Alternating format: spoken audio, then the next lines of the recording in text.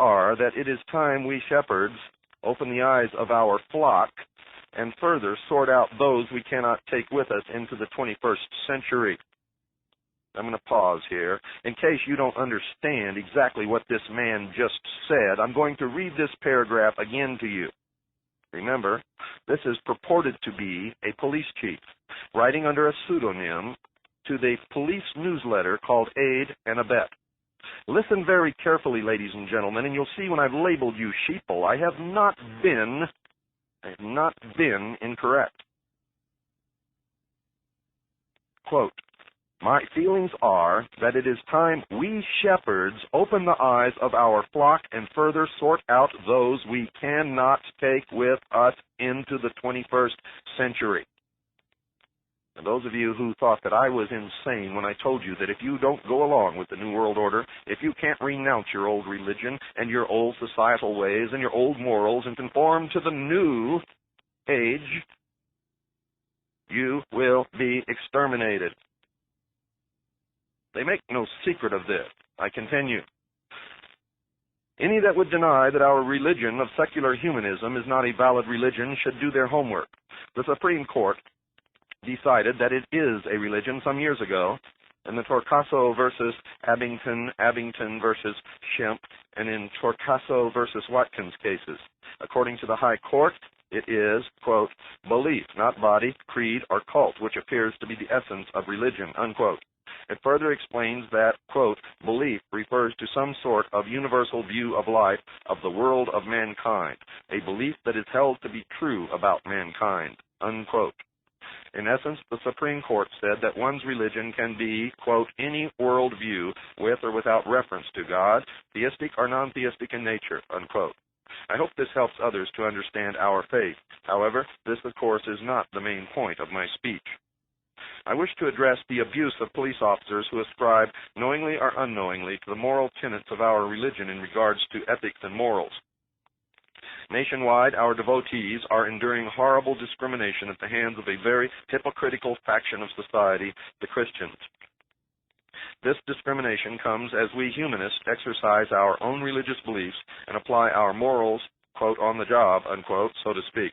Yet other officers may apply their own individual belief systems, morals, and ethics at will without any condemnation. This is undeniable discrimination. Fortunately, our religion is the fastest growing of any in all of history, and many of the younger generation within the criminal justice system, including police officers who ascribe to sound secular humanist principles, are now in management, which is of benefit to all. This does give us sway power and is a plus for our side. Still, there is far too much discrimination against those who would apply a most important principle of our religion, quote, situation ethics, unquote. The principle of situation ethics allows the individual to focus correctly on only the goal to be accomplished. Morally speaking, little, if any, consideration need be given to the method or means, as nothing else supersedes its importance. Of course, concern is given to finding a means of accomplishing a task or goal so as to have the least negative impact on the least amount of our people. Notice he says our people. In my youth, I recall hearing the great Green Bay Packer coach Vince Lombardi describe it this way, quote, winning is not everything, it is the only thing, unquote. Much of our society lives by this principle today.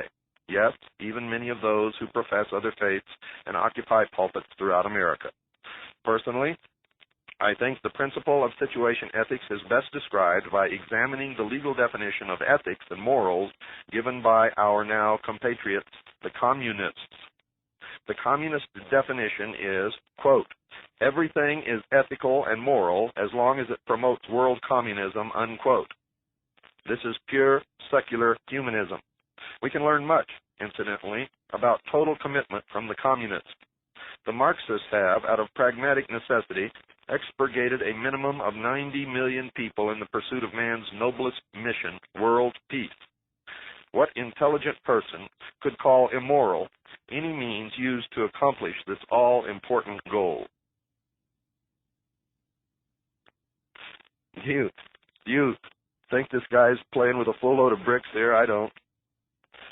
And he continues, in our great humanist manifestos, signed in 1933 and 1973, we explain our moral creed, which is very much the same as the Marxist creed, yet set forth in much more palatable and tactful terms. Here is a brief summation of our beliefs regarding ethics and truth. Ethics. Moral values derive their source from human experience. Ethics is autonomous and situational, needing no theological or ideological sanction. Ethics stems from human need and interest. To deny this distorts the whole basis of life. We strive for the good life here and now. And that's from the Humanist Manifesto 2, written and signed in 1973. Authority and truth. We reject those features of traditional religious morality that denies humans a full appreciation of their own potentialities and responsibilities. Traditional religions often offer solace to humans, but as often they inhibit humans from helping themselves or experiencing their full potentialities. We can discover no divine purpose or providence for the human species. Humans are responsible for what we are or will become. Remember, folks, I educated you in the part of the Masonic religion, the religion of the Rose and Cross, the Knights Templar, the Knights of Malta, the Red Cross of Constantine. All of these believe that man is in a state of becoming. Becoming what? Becoming God. I continue. Humans are responsible for what we are or will become. No deity will save us. We must save ourselves. That's from the Humanist Manifesto 2, 1973. After 20-plus years of conditioning, our society now largely subscribes to this philosophy. Some of you who practice selective Christianity are closer to our faith than to the superstitions of the Bible thumpers of old. In selective Christianity, of course, you choose certain portions of the so-called Word of God to believe in and discard the parts that are not convenient. Don't you see that in this we are just alike? Your faith is actually based upon what is right under man's desire. We humanists are in fact more honest. We admit that there is no God, that it is only man's desires that are important. You leaders of these selective Christians preach that your faith is based on some parts of God's law, but in actuality the majority is based on what feels good or is convenient. Now, I must break here for just a second, folks, to tell anyone who may have just tuned in that these are not my words. If you're sitting there with your lower jaw on your chest, looking aghast at your radio, you are not listening to the thoughts of William Cooper or the Hour of the Time. I am quoting verbatim from a letter attributed to a police chief. And this letter can be found in Aid and Abet, a police newsletter, Volume 2, Number 1, in case you want to pursue this.